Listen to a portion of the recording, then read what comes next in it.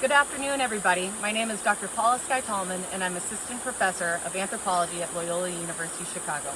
I'm here with my colleague, Lucia Lopez Flores. Yes, hello. Hi, everyone. I am Lucia Lopez Flores. I am a social communicator, and I have been working in Pontificia Universidad Católica del Perú in Lipa City. And Lucia and I have been working together for almost 10 years now in the Peruvian Amazon, Andes, and on the coast. And we are honored to be speaking to you here from the deep Peruvian Amazon. We are in an indigenous community where we are conducting work with our 3 students, and this work is all about water insecurity. And this is why we are here to talk to you about what water insecurity is and why it's an urgent global challenge that we must all come together to solve.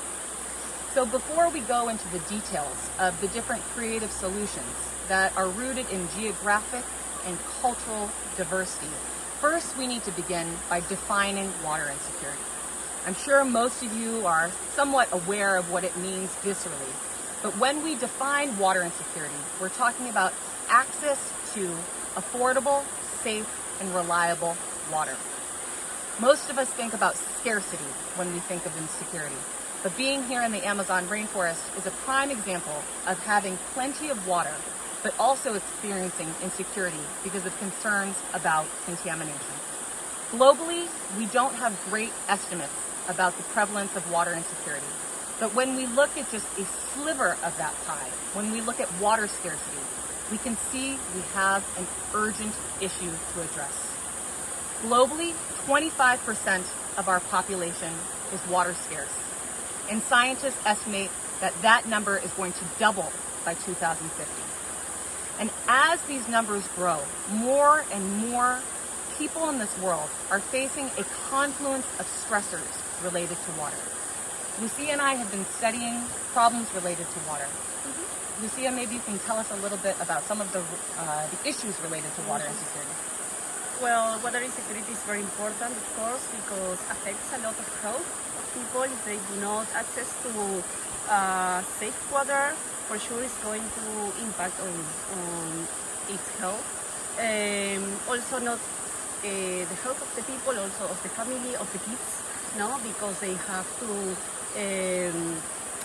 bath themselves, they have to change to clean their the clothes, you know, they have to also drink, they have to eat, they have to cook. Water is our everyday life, so it's very important. Exactly. And in all of these ways that are very intuitive for us, but there are also ways that water insecurity, that it affects health in ways that we wouldn't even anticipate. And so Lucia and I have been working on an international comparative project examining the relationship between water insecurity and women's health in both Indonesia and Peru. And the findings from both of these countries have been alarming.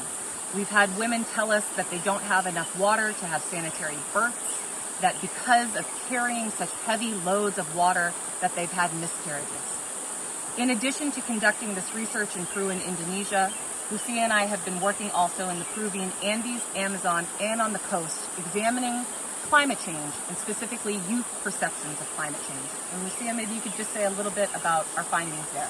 Yes, of course. We work with an international NGO trying to understand their perceptions of the youth of the impacts of climate change. And one of the main results that we found was that water was one of the main issues in the 3 different ecosystems, no? Because in Peru we have the coast, the Amazon, the jungle, the rainforest, and also the Andes. No?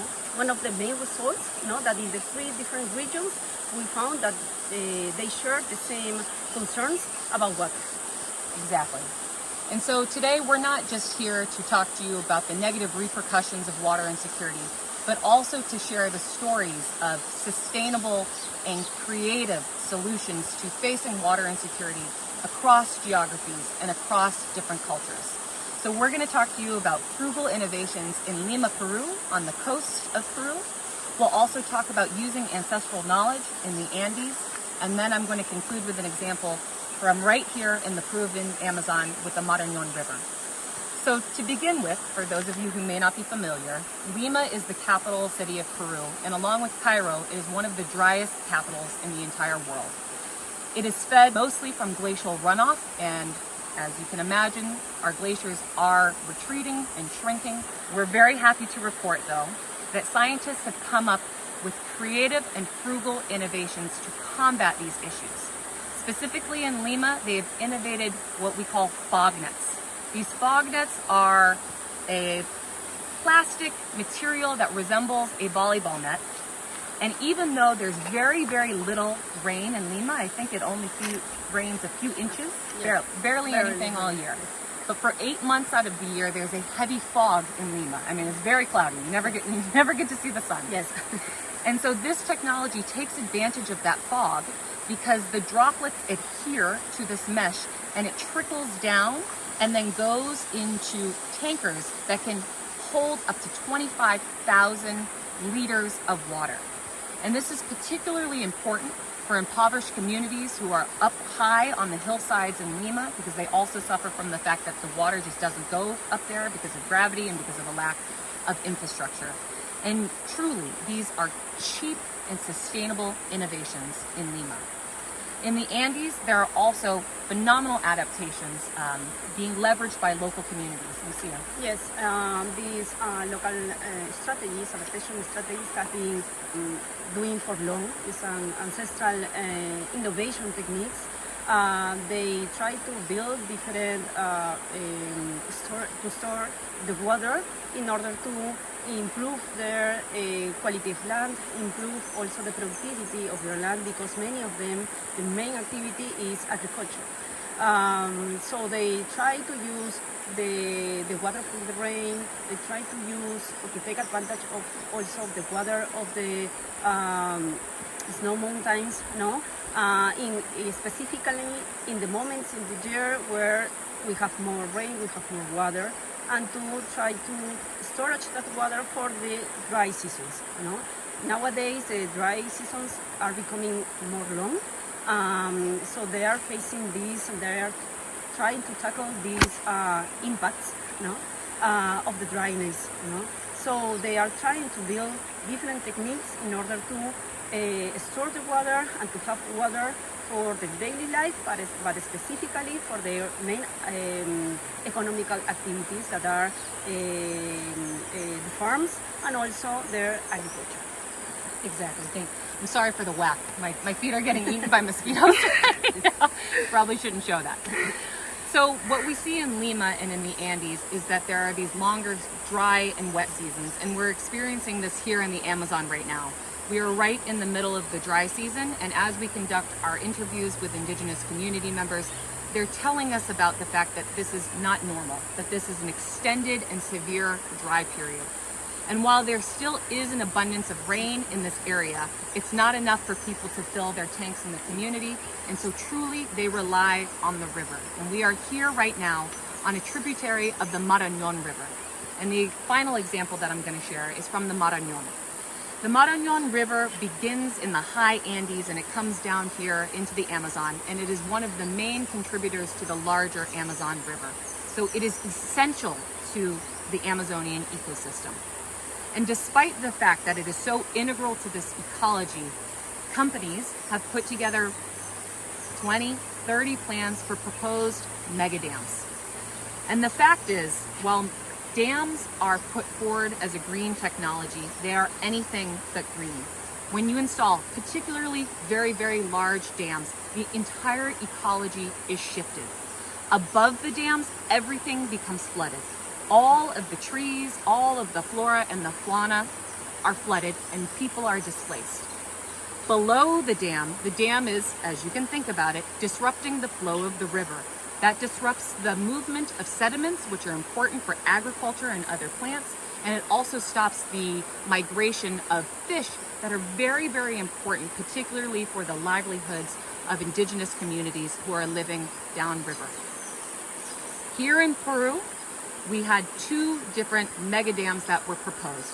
And the reason this is such an exciting story is because while our examples from Lima and the Andes are adaptations to climate change and to water insecurity, this story is about targeting the root cause of problems with water. So our colleagues in the NGO Conservamos por Naturaleza have been fighting the construction of these dams for the last 10 years. And recently, I'm really excited to report that by going through the law, they have been able to ascertain that the environmental permits for these dams have actually expired. And in that way, these dams are not going forward, which is really, really, really exciting for us and for our Indigenous colleagues. But more than that, just this past March, in another part of the Amazon, but that is also connected to the Marañón River, a group of Kukama women, another Indigenous group in the Amazon, actually went to the courts and they argued that the Marañón River should have rights. It should have the right to be free-flowing, the right to be free of pollution, and the right to sustain ecologies. And they won. And so now the river has been granted personhood, it has been granted rights, and so we are hoping that these types of movements that involve both lawyers who are in the capital cities and also Indigenous community members will continue as we begin to tackle the root causes of water insecurity globally. So to conclude, thank you to all of you for thinking of creative ways to talk about and engage with water insecurity. We really need to draw from all of our disciplines, including the fine arts and music, to be able to connect over water, to be able to address this urgent challenge, and to ensure that future generations have clean and safe water for the rest of their lives. Thank you for joining us. Thank you.